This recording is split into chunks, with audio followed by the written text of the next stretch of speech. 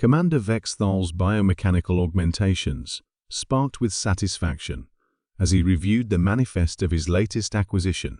47 human juveniles, ages ranging from 6 to 16 Earth years, captured during a raid on the agricultural colony of New Eden. The operation had been flawlessly executed, minimal resistance, no casualties among his forces, and a valuable bargaining chip against the troublesome human expansion into Sector 7. "Sir," reported Lieutenant Morkex, his scaled hide shifting to pleased orange, "the human young have been secured in Containment Bay 7, surprisingly docile for their species." "Excellent," Vexthal replied, his mandibles clicking with anticipation. "Transmit our demands to the human authorities. Full withdrawal from contested systems in exchange for the safe return of their offspring." The bridge of the Predator's claw hummed with efficient activity as crew members prepared to leverage their most valuable cargo. The plan was elegant in its simplicity. Humans were known to be irrationally attached to their young, making them perfect hostages for political negotiations, which made the emergency transmission that arrived 6 hours later all the more disturbing. "Incoming priority communication from the Draconian Embassy," announced the communications officer. "It's Admiral Threx Kala himself." Commander Vexthal's augmentations flickered with confusion. The Draconian Empire was their military ally, and Admiral Threx Kala was one of the most decorated commanders in galactic history. Why would he be contacting a minor raiding vessel directly?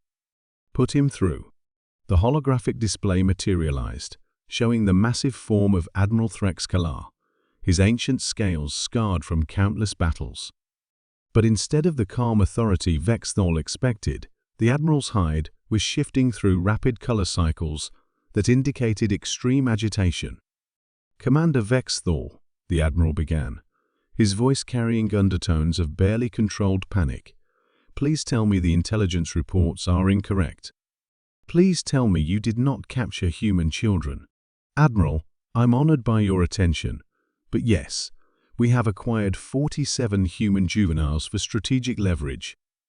The operation was YUFOOL." Admiral Threx Kala's roar nearly overloaded the communication array. "Release them immediately. Return them to their families unharmed and pray to whatever gods you believe in that it's not already too late." Commander Vexthal's augmentations stuttered with shock. "Admiral, I don't understand." "Of course you don't understand." Threx Kala interrupted, his scales now cycling through colors Vexthal had never seen before. "You're a third-generation military commander who learned warfare from textbooks. You've never faced humans in actual combat." The communication channel remained open as Admiral Threx Kala seemed to struggle with his composure. When he continued, his voice carried the weight of horrible experience. "Commander, I fought in the Kepler War. I was there when the hegemony captured the human colony ship New Horizon. Do you know what was aboard that vessel?" "No, sir. 3,000 civilians, including 800 human children." Admiral Threx Kala's image shifted, accessing archived footage that made Commander Vexthal's biomechanical systems recoil in instinctive fear. The hegemony thought they had acquired the perfect leverage. They demanded the humans withdraw from 3-star systems in exchange for the civilians' safety. The Admiral paused, his ancient eyes reflecting memories that still haunted him. The humans agreed immediately. No negotiation, no counteroffers. Complete capitulation. "That sounds reasonable," Vexthal ventured. "That's what we thought," Threx Kala continued grimly. "We thought we had broken them." The exchange was scheduled for the neutral zone at Proxima Station. The hegemony brought the civilian ship. The humans brought a single diplomatic vessel. The archived footage began playing, showing the meeting that had become legend among military commanders, old enough to remember. The human diplomat confirmed that their government accepted all terms. The civilian ship began transfer protocols. And then, Admiral Threxcalar's voice dropped to a whisper. The humans did something we never expected. What?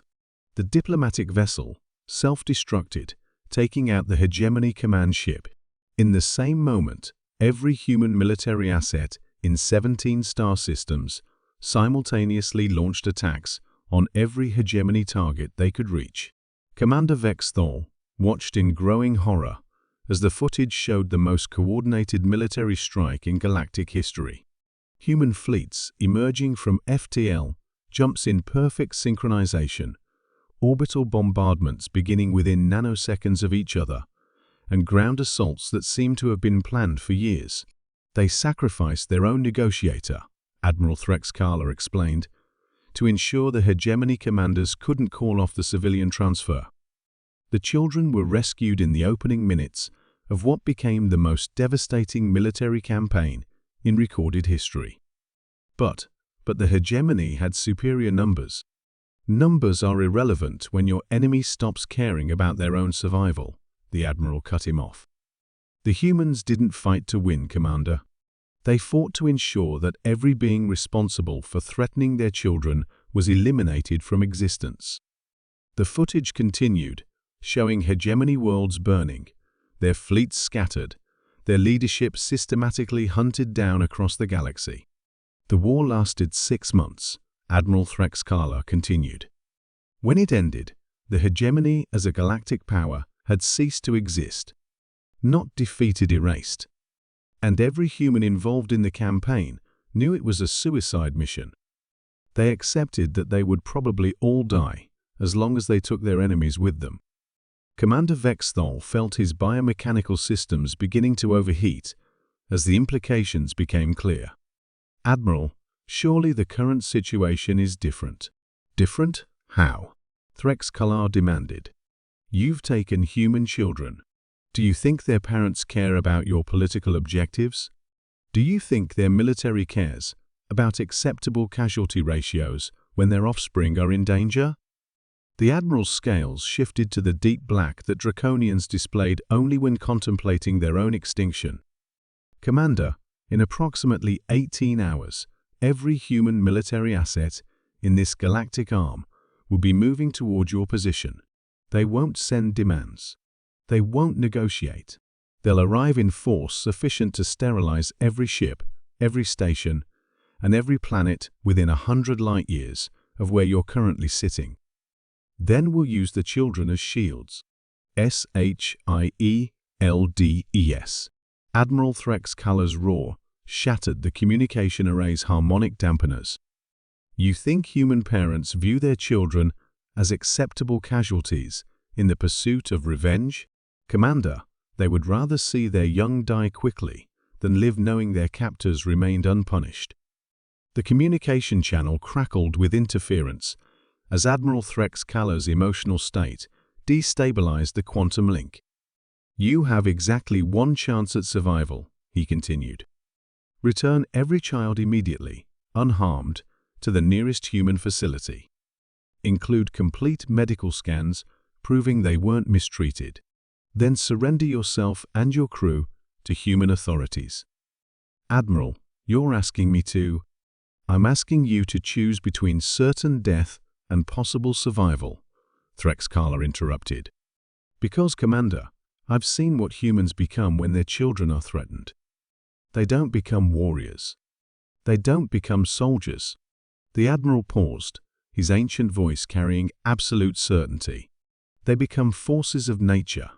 And forces of nature don't negotiate. As the communication ended, Commander Vexthal stared at the now dark holographic projector, his augmentations processing the impossible choice before him. In Containment Bay 7, 47 human children continued their quiet activities, unaware that their presence aboard the ship had just signed the death warrant of an entire star system. Unless, of course, their captors proved wise enough to fear the love of human parents.